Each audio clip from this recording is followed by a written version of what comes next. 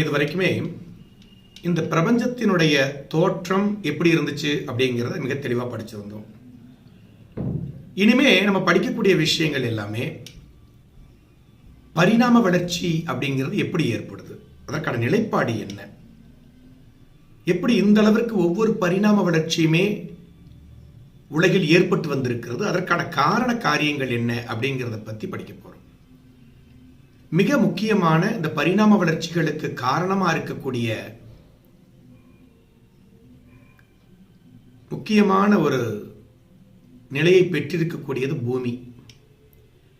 இந்த பூமி தான் இந்த உலகத்தில் இருக்கக்கூடிய அத்துணை விதமான ஜீவராசிகளுக்கும் தாவரங்களுக்கும் விலங்குகளுக்கும் பரிணாம வளர்ச்சியை ஏற்படுத்தியிருக்கிறது.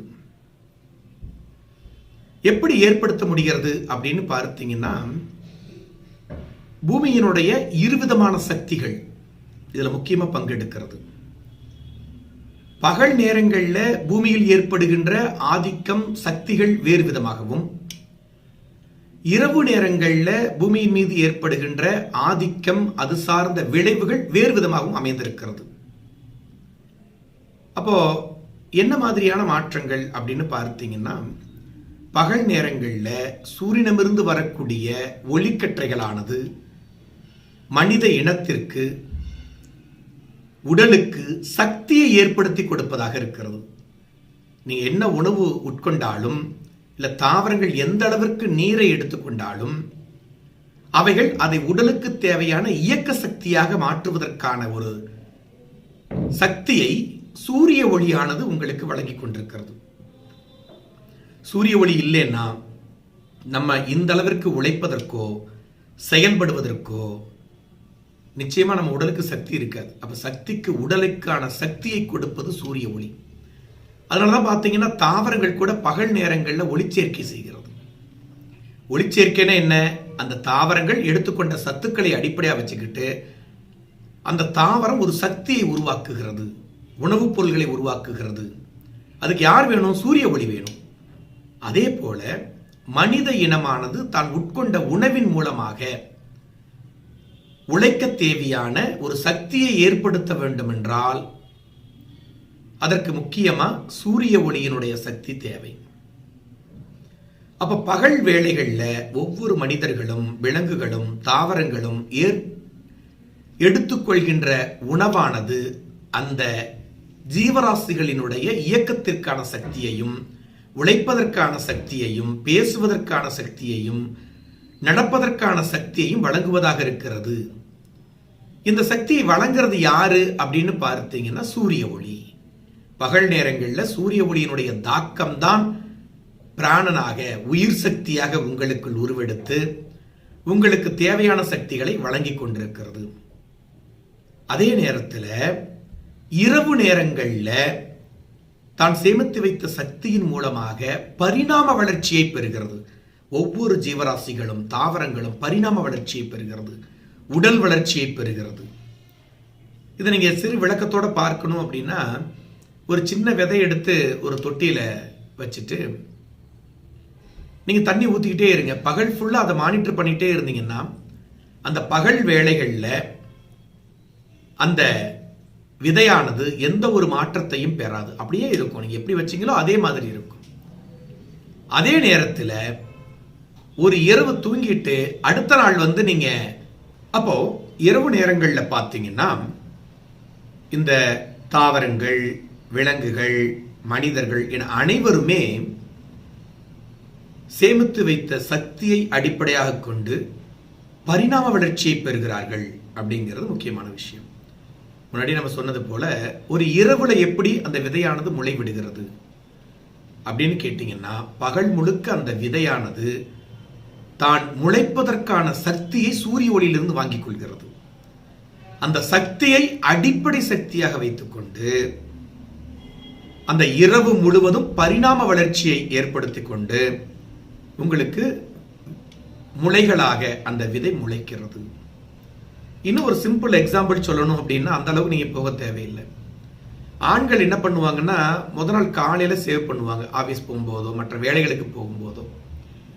அன்னைக்கு முழுதும் முயற்சி பண்ணி பார்த்தாங்கன்னா எப்பவுமே அந்த முடி வளர்ந்த மாதிரி தெரியாது. ஆனா ஒரு இரவு தூங்கி எந்திரிச்ச பின்னாடி பார்த்தீங்கன்னா சின்ன சின்ன அந்த மயிர்கற்றைகள் அந்த முகத்தில் இருப்பதை பார்க்க முடியும். அதே போல மனித உடல் மாத்திரமில்ல, விலங்குகள் உடல்கள் மாத்திரமில்ல, தாவரங்கள் உடல்கள் மாத்திரமில்ல, சிதை வளர் பரிமாற்றத்தை பெறுவதே இரவு நேரங்களில் தான். உங்களுடைய முதிர்ச்சி அடைந்த இறந்த அந்த செல்களானது, பலாயிரக்கணக்கான செல்களானது இரவில் அழிந்து புது செல்கள் உருவாக்கப்படுகிறது.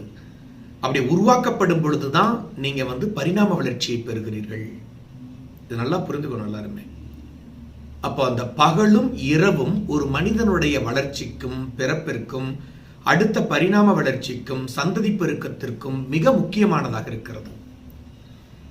சரி, அந்த இரவும் பகலும் எப்ப ஏற்படுகிறது, எப்படி ஏற்படுகிறது அப்படின்னு பார்த்தீங்கன்னா, அதற்கு காரணகர்த்தாவாக அமைந்திருப்பது பூமியினுடைய தன் சுழற்சி. பூமி தன்னைத்தானே சுற்றிக் கொள்வதால் ஏற்படக்கூடிய மாற்றங்கள் தான் இரவு பகல். அப்ப அந்த பூமியினுடைய தன்னைத்தானே சுழற்சி கூட இந்த பூமியில் உயிர்கள் தோன்றுவதற்கும் வளர்வதற்கும் அடுத்த சந்ததி பெருக்கத்தை இனப்பெருக்கத்தை ஏற்படுத்துவதற்கும் மிக மிக முக்கியமான ஒரு அம்சமாக அமைந்திருக்கிறது. இப்படி சிந்திச்சு பாருங்களேன்.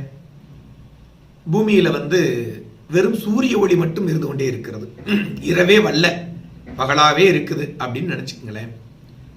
அப்போ இந்த பூமியில் வாழக்கூடிய அத்துணை விதமான தாவரங்களும் ஜீவராசிகளும் மனிதர்களும் தங்கள் உடலுக்கு தேவையான சக்தியை மட்டுமே பெற முடியுமே ஒழிய பரிணாம வளர்ச்சியை அடைய முடியாது. பரிணாம வளர்ச்சி என்பது மிக முக்கியமானது. ஒரு தாவரம் முளை விடுவதற்கும் வளர்வதற்கும் காய் காற்பதற்கும் பூ பூப்பதற்கும் முதுமை அடைவதற்கும் மிக முக்கிய காரணி பரிணாம வளர்ச்சி. ஒரு குழந்தை பிறக்குது, அங்க வெறும் இரவே இல்லை அப்படின்னா அந்த குழந்தை குழந்தையாகவே இருக்கும். இரவு பகல் தோன்றலைன்னா நாள் உருவாகாது. நாள் உருவாகலைன்னா வாரங்கள் இல்லை. வாரங்கள் இல்லைன்னா மாதங்களை கணக்கிட முடியாது. மாதங்கள் இல்லைன்னா வருடங்களை கணக்கிட முடியாது. இவ்வாறு கால பரிணாமமானது மாற்றம் அடையாமல் இருந்தால் பரிணாம வளர்ச்சியே கிடையாது. அப்போ இந்த உலகத்தில் என்ன தோன்றி இருக்கிறதோ அது அழியவும் செய்யாது, வளரவும் செய்யாது, பூக்கவும் செய்யாது, காய்க்கவும் செய்யாது, அடுத்த ஒரு தாவரத்தை உருவாக்கவும் முடியாது. ஏன்னா பரிணாம வளர்ச்சி என்பது அவ்வளவு முக்கியமான ஒரு விஷயமா இருக்கு. அப்ப இந்த விஷயத்தை எவ்வளவு முக்கியமான ஒரு விஷயமா நீங்க புரிந்து கொள்ள வேண்டும் பார்த்தீர்களா? அப்போ ஒரு மனிதனிடத்துல எடுத்து 200 ஆய்வுகள் செய்றீங்க. சாரி, பகலே இல்லை, சூரிய ஒளியே இல்லை, இரவாகவே இருக்கிறது அப்படின்னா அந்த சூழ்நிலையில் இந்த பூமியினுடைய மாற்றம் என்னவாக இருக்கும் அப்படின்னு பார்த்தீங்கன்னா, மனிதனுக்கு தேவையான உயிர் சக்தியே கிடைக்காது. உங்களுக்கு உடலுக்கு தேவையான சக்தி கிடைக்காது. நடக்க முடியாது, ஓட முடியாது, பணிகளை செய்ய முடியாது, சிந்திக்க முடியாது. அப்ப உடலுக்கு தேவையான மூச்சுடுவதற்கான அந்த சக்தியை கூட அந்த உடல் தயாரித்துக் கொள்ள முடியாது. அந்த பகலில் சூரிய ஒளியினால் ஏற்படக்கூடிய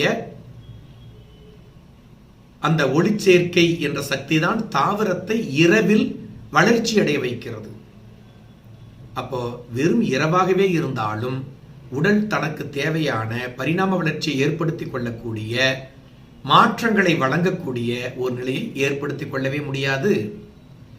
அப்ப இரவாக இருந்தாலும் இந்த உலகில் இயக்கமில்லை, பகலாக இருந்தாலும் இந்த உலகில் இயக்கமில்லை. அப்போ இந்த இரவு பகலினுடைய அடிப்படை இயக்கம் என்பதே பூமியினுடைய இயக்கமாக இருக்கிறது. அந்த பூமி இயங்குவதால் தான் கால மாற்றம் ஏற்படுகிறது. கால மாற்றம் ஏற்படுவதால் தான் வளர்சிதை மாற்றங்கள் ஏற்படுகிறது.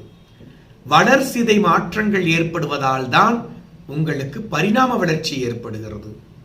பரிணாம வளர்ச்சி ஏற்படுவதால் தான் சந்ததி பெருக்கம் ஏற்படுகிறது. ஒரு சின்ன உதாரணம் எடுத்து பார்த்தீங்க அப்படின்னா, அந்த சூரிய ஒளி இல்லை அப்படின்னு வச்சுக்கோங்களேன்.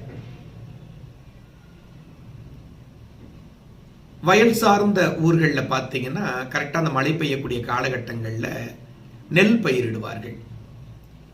அந்த நெல் பயிரிடக்கூடிய அந்த வாய்க்கால்கள் ஓரமாக பார்த்தீங்கன்னா பெரிய பெரிய மரங்கள், தென்னை மரங்கள் இந்த மாதிரி நிறைய அடர்ந்திருக்கும். அப்போ அந்த வயல்ல எந்த இடத்துல நிழல் மட்டும் இருக்கோ, சூரிய ஒளி இல்லாமல் வெறும் நிழல் மட்டும் இருக்கோ, அந்த இடத்துல பார்த்தீங்கன்னா அந்த பயிரானது நீண்டு வளர்ந்து நல்ல திடமா இருக்கும். ஆனால் அது அடுத்த சந்ததி பெருக்கத்தை உருவாக்கக்கூடிய நெல்மணிகளை உருவாக்காது. வெறும் பதர்களா போயிடும். அது வளர்வதால் எந்த பயனும் இல்லை. அதுபோல சூரிய ஒளியினுடைய தாக்கத்தில் இருக்கிற அந்த பயிர்களை பார்த்தீங்கன்னா பெரிய அளவுக்கு வளர்ச்சி இருக்காது, செலுசெலுப்பா இருக்காது, திடமா இருக்காது. ஆனா அடுத்த சந்ததி பெருக்கத்தை கொடுக்கக்கூடிய நெல் மணிகளை உருவாக்கும். அப்ப சூரிய ஒளியானது உயிர்ப்பு சக்தியை கொடுக்கக்கூடிய, உயிர்களை கொடுக்கக்கூடிய உயிர் சக்தியாக ஒரு உயிருள்ள ஒரு ஜீவனை போல இயங்கிக் கொண்டிருக்கிறது. அந்த உயிருள்ள ஜீவனிலிருந்து வரக்கூடிய அந்த ஒளிக்கற்றைகள் தான் உயிர் சக்தியை கொடுக்க முடியும். அந்த உயிர் சக்தி தான் இன்னொரு உயிரை தோற்றுவிக்க முடியும். இன்னைக்கு பார்த்தீங்கன்னா விதையுள்ள பழங்களை சாப்பிட்டாதான் உங்களுக்கு சந்ததி பெருக்கம் ஏற்படும் விஞ்ஞானிகள் கண்டறிந்திருக்கிறார்கள். அந்த அளவிற்கு இந்த பிரபஞ்சத்தில் இரவும் பகலும் சூரியனுடைய ஒளிக்கற்றைகளும் நட்சத்திரத்தினுடைய ஒளிக்கற்றைகளும் கிரகங்களிலிருந்து வரக்கூடிய ஒளிக்கற்றைகளும் மிக முக்கியமான அபரிமிதமான மாற்றத்தை ஏற்படுத்தக்கூடிய வழிவகைகளை நாம் பார்க்கிறோம். இன்னும் ஒரு அடுத்த சின்ன எக்ஸாம்பிள் பார்த்தீங்க அப்படின்னா, நம்ம வீட்டில் அன்றாடம் தண்ணி பிடிக்கிறோம் இல்லையா? தண்ணி பிடிச்சி பாத்திரங்களில் வைக்கிறோம். முன்ன காலத்தில் வச்சோம், இப்போ எல்லாம் கேனில் கொண்டு வந்து கொடுக்குறாங்க, குடிச்சுக்கிட்டு இருக்கோம். அப்போ பார்த்தீங்கன்னா தண்ணிகளை பாதுகாத்து வைப்பார்கள். ஏன்னா அடுத்த நாள் தண்ணி இருக்குமோ இருக்காதோ. அன்றைய நாள் முழுவதுமே பயன்படுத்துவதற்கு நீரினுடைய தேவை இருந்துச்சு. உணவு சமைப்பதற்கு, குடிப்பதற்கு, இப்படி பலதரப்பட்ட நிலைகளில் அவங்களுக்கு நீர் தேவைப்பட்டது. அது என்ன பண்ணுவாங்க, பாத்திரங்களில் எடுத்து அழகா மூடி நீட்டாக வைப்பாங்க. அந்த தண்ணீர் பார்த்தீங்கன்னா 2-3 நாட்களுக்கு 10 நாட்களுக்கு கூட கெடாமல் இருக்கும். அதே நேரத்தில் அந்த தண்ணியை எடுத்து சூரிய ஒளிப்படுகின்ற ஒரு இடத்துல வச்சிட்டீங்க அப்படின்னா அந்த பாத்திரத்தில் அடுத்த நாள் போய் பார்த்தீங்கன்னா பாத்திரங்களுடைய ஓரங்களில் ஒரு வளவளப்பான ஒரு வைரஸ் தோன்றி இருக்கும். அதற்கு அடுத்தபடியாக பார்த்தீங்கன்னா அப்படியே விட்டுட்டீங்கன்னா அந்த வளவளப்பு அதிகமாகிட்டே போகும். 2 நாட்களில் ஒரு 3 நாட்கள் 4 நாட்கள் கழிச்சு பார்த்தீங்கன்னா அதில் புழுக்களும் பூச்சிகளும் உருவாகி இருக்கும். நான் கேட்கிற கேள்வி, நம்ம பிடிச்சி வச்சது சுத்தமான தண்ணி, அதில் வேற எந்த பூச்சிகளோ வந்து அதில் முட்டையிட்டு போவதற்கோ இனப்பெருக்கம் செய்வதற்கோ வாய்ப்பு இல்லை.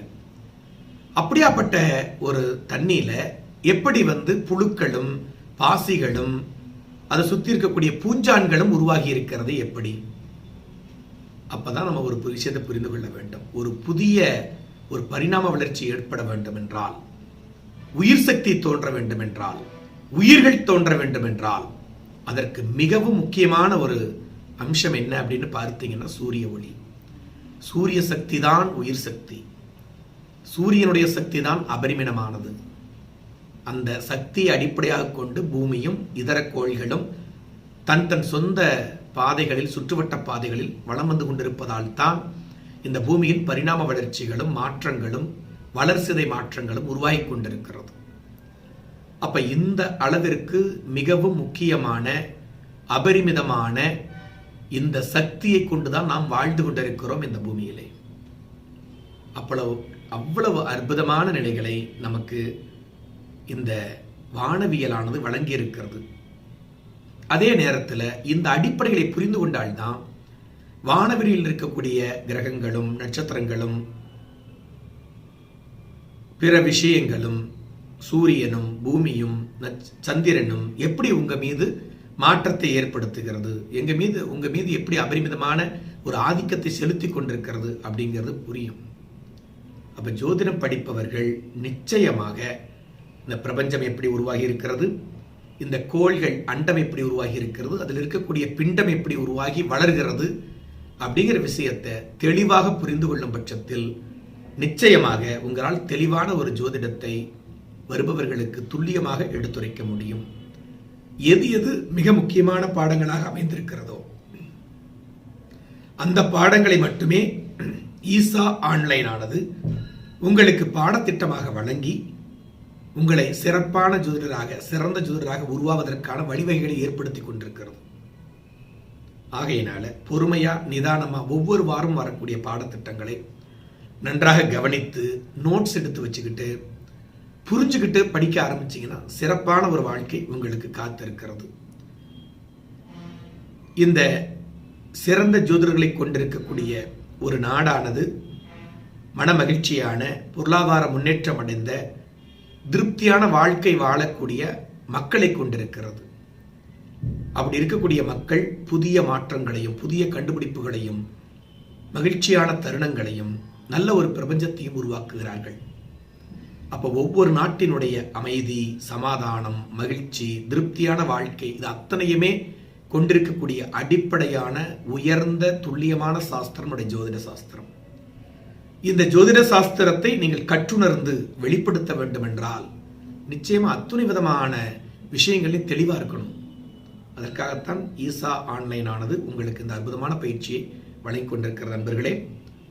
நிச்சயமா நல்ல மாற்றங்களை பெறுவீர்கள், சிறந்த ஜோதிடராவீர்கள் அப்படிங்கிற நம்பிக்கையோட இன்றைய பாடத்தை முடிக்கிறோம்.